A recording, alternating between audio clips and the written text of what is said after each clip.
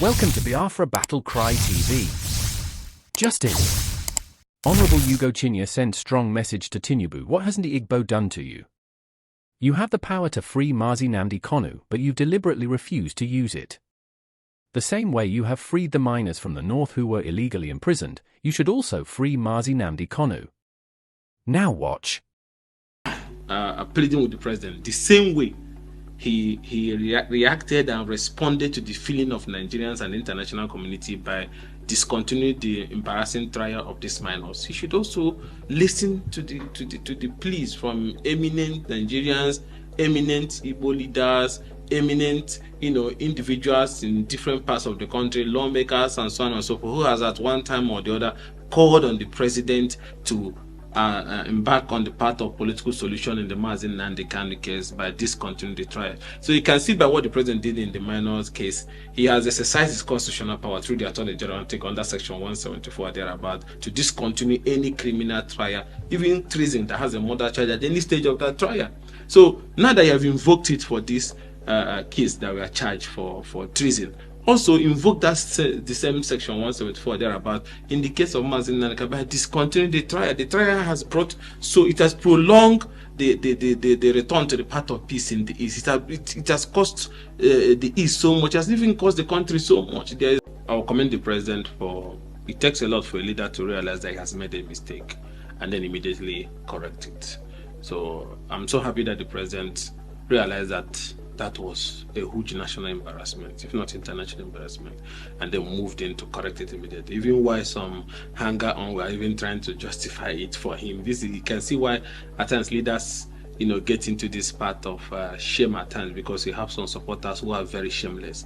But I thank God that he didn't listen to those hungry people I call hungry outlaws who were trying to justify something that was an international embarrassment. So I commend the president for being bold enough to issue the necessary knowledge and the court striking it out, bringing an end to that embarrassment. And I don't want it to just end there. I think he needs to find out, because those children were starved. So what kind of barbaric and archaic and mundane method of detention? And that goes a long way to show a lot might be going wrong with those detention facilities. It's also important an investigation is conducted to find out the status of these detainees facing different charges. It's like a kind of is it a confiscation site or what? You don't feed them. Look at the way they are looking so tiny, like they are coming out from a civil war or something. So it's an embarrassment, and it goes a long way to show how our detention system have been working. So it should be seen as an opportunity to fix things and correct things. And I thank the president for being bold enough to say that what happened was not right, and then going ahead to ensure that immediately these children were released. But going, apart from that, we should also investigate the status of other detainees in different cases and challenges in those detention facilities to be sure that we are complying with international African Charter on Human Rights and our relevant constitutional provision that an accused is deemed innocent until proven guilty. So you can't use starvation to kill the person even before he's made to have his day in court.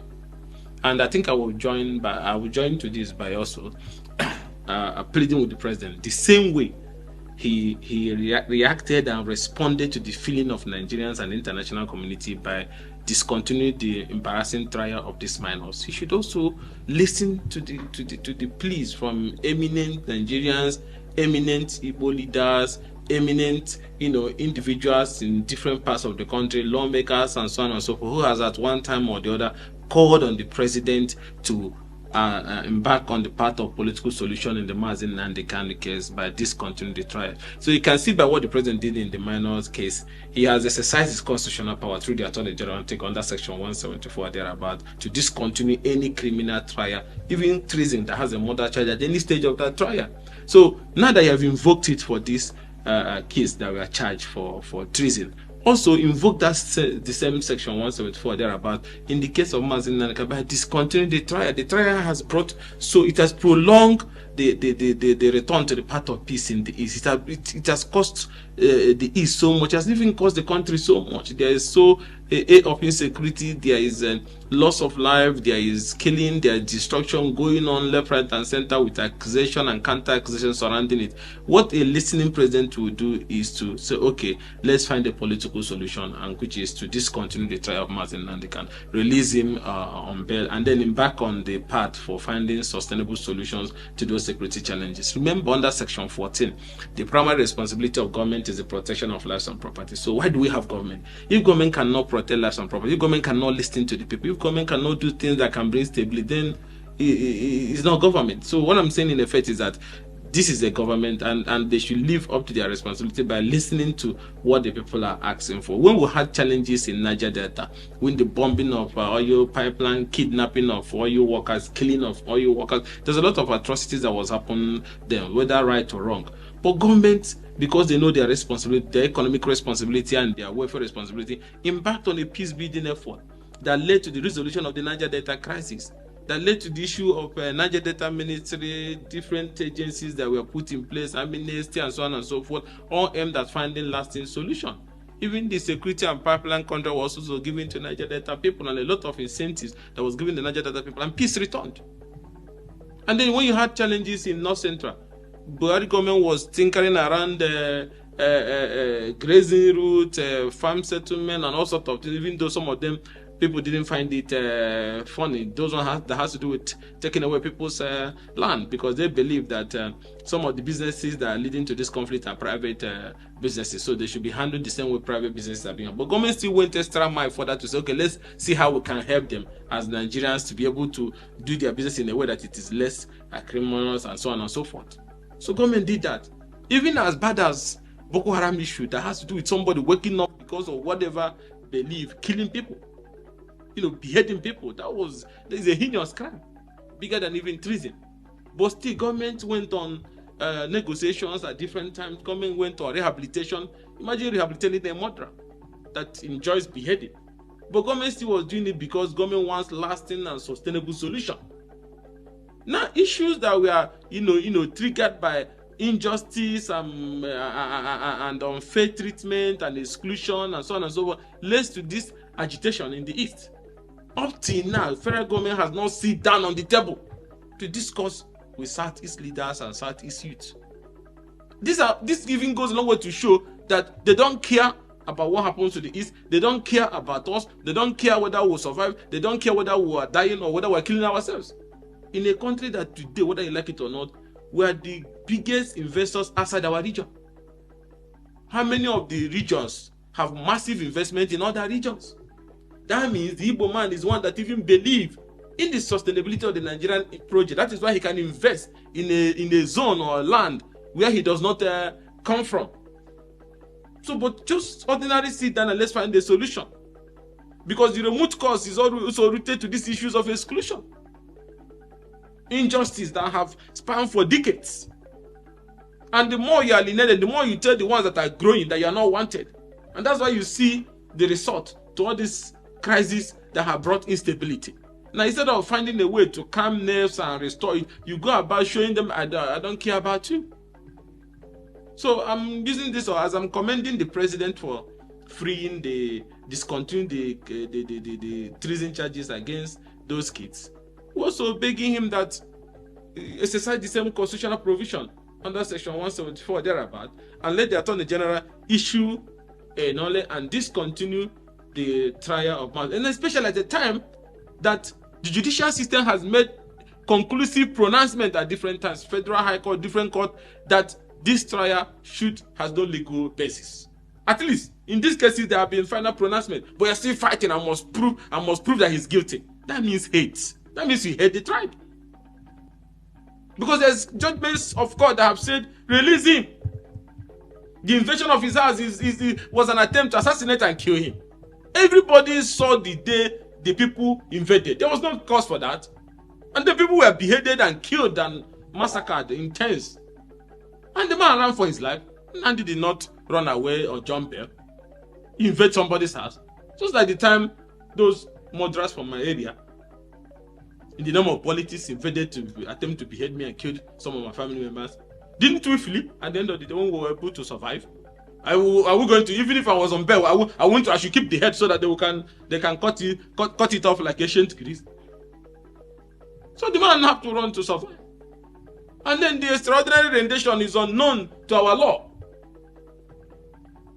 It was a clear case of kidnap and abduction, which the court have also declared as illegal.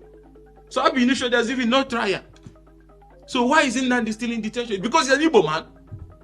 That's why you have the same another traditional ruler that is kept in Lagos prison, that the Lagos State government is trying.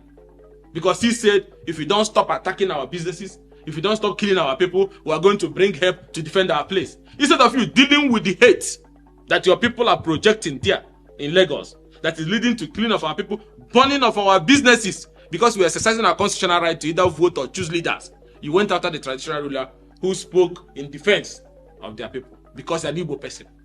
Other people in that same Lagos, both the traditional ruler has called for genocide against our people. None of them were charged.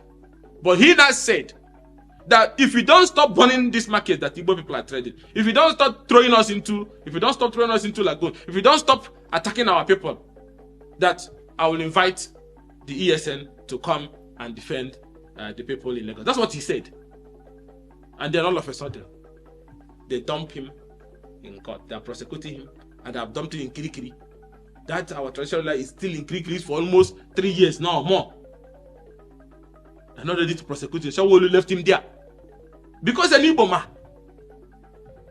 So if we want to be one Nigeria, we should be honest and stop being stupid about the lies. In Igbo, they say, when you do the child the way you're doing this other child, they will be happy. Are you doing us the same? You're not doing us the same way. Do we want to build a country, a nation, or are we running a geographical expression like Awolowo also said? If we want to build a nation, that even though the tongues and religion may differ, but in brotherhood we can still stand, then you have to behave like a family, like a brother. You resolve the Igbo issue. Don't pretend like you don't know it's existing. You will not have stability. Let us see ourselves as one honestly and root it on that principle of justice, equity, and fairness. If you know what if they do to you, not like, why are you doing it to an Igbo person? So it's on that ground that I'm asking the president that is long overdue. It's time to respect those judgments of the court and stop this judicial. The court freed him. You went again. You fight another. No, it's not necessary. We're looking for peace and stability. 70% of our people today will take Mr. President seriously when he talks about building a nation, uniting our people, bringing us together, making us to believe that he's about to renew hope, which includes justice. You have to renew my faith in the justice system, in the equity system, in the fairness system. That our people, 70% of our people believe that if President wants us to take him serious, he should first of all release Mazi Nnamdi Kanu and find a way to go to the table to find a permanent political solution to the challenges facing our people. Then we can take him serious. That's the way our people feel. Any of the Igbo leaders can come to Abuja and be lying to him. Those ones I call outlaws. They can be saying all sorts of nonsense. But down there in our place, they want this issue resolved. So that our people can now pick up what is left of their lives and move on. Because this issue is causing instability in our place. Farming activities is zero. Businesses are going down. Most people are no longer returning back. So resolving it starts with, okay, political solution, we'll give him bail. Then we'll go to the table and look at the issue. There's issues that led to those agitation. Those issues have been with us since 1960. Democratically, that's now worsening with so much hypocrisy and incompetency and so on and so forth. They were now flashing it in our face like we don't belong. It's not about Nnamdi Kanu. Even if you take out Nnamdi today, the other generation that is coming are also having the same feeling rooted in their heart. You see, have another person rise up. So finding a solution to them, a permanent solution should be the concern of every genuine leader. Because for how long are you going to keep treating people like that and expect them to believe? In this era of technological advancements, social media and everything, information moves so fast. So it's not the one you can hide informations. People have opinions based on your actions. And coming from somebody who has fought the Deco days, democracy, inclusion, and so on and so forth, I'm just surprised that we're still having this conversation 1 year or going to 2 years in office. Just because of Abiola's election that was robbed. They floated the Deco, they fought. Some of them were charged for treason. There was bomb blast that time, remember? Even though there was accusation whether it was Abacha that was throwing the bomb or it was in the Deco people, them Tinubu them were throwing it. There were the same transmitter Nnamdi Kanu was using. Fire meet them and Tinubu we had their own transmitter, radio Kudra, radio this. They were transmitting into the airways because they said they wanted the mandate to be restored. Now these people are asking for justice, equity, and fairness. The same thing. So what to do? The Deco issue and the bill issue was resolved by compensating them with allowing them to run for the presidency by almost all the key stakeholders. Since that time, they have ruled almost 2 times now. But nobody cares about our own people. So how do you think the young people are feeling down there? They feel disconnected. They feel angry in a country that they are working so hard for. All they are asking is for justice, equity, and fairness. That's what this selective application of democracy, selective application of the justice system, selective application of political opportunities, selective application of the electoral, everything that has to do with the East, the method is different. Even the way you mount roadblock in the East, like is an Afghanistan that America just left from. From just Asaba, you be coming from Abuja, 1 or 2 checkpoints. By the time you get to Asaba, you're trying to cross the river Niger. From that place to where you see 48 checkpoints. What are you doing there? Still, crime is still everywhere. It has turned into a toll collecting point for police or security agencies who are on those roads. Extorting the people, making them feel like you just want to annihilate them at all costs from all fronts. So these things are wrong. And like I said before, a true nationalist will focus and believe that equity, justice, and fairness is the fulcrum and the foundation for a united and peaceful country. Anybody that is talking about peaceful country without discussing the sacred core principles of justice, equity, and fairness is talking nonsense. You cannot have a united country, you cannot have a stable country without sitting down to address these core principles of justice, equity, and fairness. Not just by addressing it, but showing it in your body language and conduct. Today, you have a country that the Igbo man is not Chief of Army Staff. The Igbo man is not IG. The Igbo man is not DG of DSS. The Igbo man is not Customs CG. The Igbo man is not Immigration Head. The Igbo man is not Central Bank. The Igbo man is not Finance Minister. The Igbo man is not Federal Inland Revenue. The Igbo man is not Director of Military Intelligence. The Igbo man is not NSA. But still, they still believe.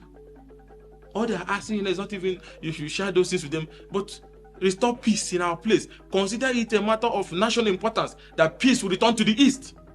We want you to make that a priority. That's all our people are asking for. And that we're not getting it up to now. So it's not that anybody hates anybody, no. The hand with which you extend, that's the one we should receive. They're giving us bitter lemon every day. Look at the infrastructure in our place. Look at our major highways in the East. Look at our markets. Look at our energy situation. Look at the employment rate of our people in civil service. Look at the business opportunities available. Everything is self-help for our people. Business, building, everything. Even rehabilitation of our people that have been displaced since this crisis has started. Not even single one person. The Igbos are builders. The Igbos are nationalists. That is why they invest in every part of Nigeria. Just show them by your body language that though tongue, religion, everything will differ. But in this our brotherhood, we will rise, we are one.